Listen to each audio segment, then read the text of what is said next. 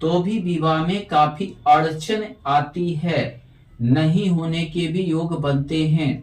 जैसे सप्तम भाव में शनि लेट से विवाह करवाता है, बहुत देरी से विवाह करवाता है, बहुत उम्र पर विवाह करवाता है। लड़का रहता है तो हम लोग कहते हैं 35-36 में होगा, लड़की रहती है तो बोलते हैं 29-30 साल में होगा शनि रहने से।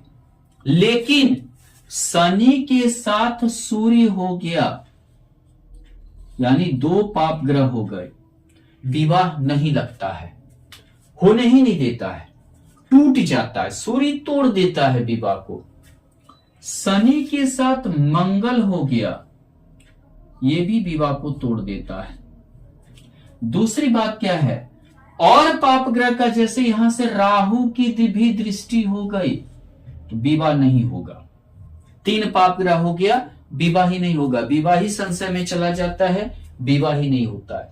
हो भी गया तो कोई वैवाहिक सुख नहीं मिलता है। जनरली हो भी 35-36-40 साल में हो भी गया तो कोई जनरली सुख नहीं प्राप्त होता है।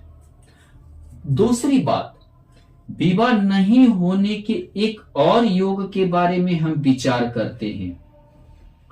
अगर मान लीजिए कुंडली में लड़का का कुंडली है, चंद्रमा पाप कर्तरी में है, ठीक है, पाप कर्तरी में हो गया, दोनों साइड पाप ग्रह हो गए।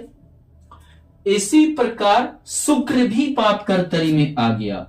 मान लेते ये शुक्र है और यहां पर सूर्य है, ये भी पाप कर्तरी में हो गया, तो विवाह नहीं होगा, विवाह जो है नहीं होगा, लड़के का भी विवाह नहीं होगा, दोनों स्त्री ग्रह पाप कर्तरी में चला गया। वैसा ही अगर आप लड़की हैं, ये लड़का का कुंडली हुआ, चंद्रमा शुक्र दोनों पाप कर्तरी में चला गया, विवाह नहीं होगा। लड़की हैं, किस पर विचार करेंगे, गुरु और मंगल पे। उसी प्रकार गुरु और मंगल को आप देखिए, मान लेते हैं कि लड़की के कुंडली में कहीं भी मान लेते हैं ये मंगल है, यहां राहु है और यहां पर सूर्य है, पाप कर्तरी में हो गया। यहां मान लेते हैं गुरु है और यहां पे शनि है, मंगल भी पाप कर्तरी, गुरु भी पाप कर्तरी में, विवाह नहीं होगा, विवाह ही नहीं होने देगा, होगा ही नहीं, चाहे कहीं भी बैठा हो। यानी ऐसे परिस्थिति में विवाह होने के योग नहीं बनते।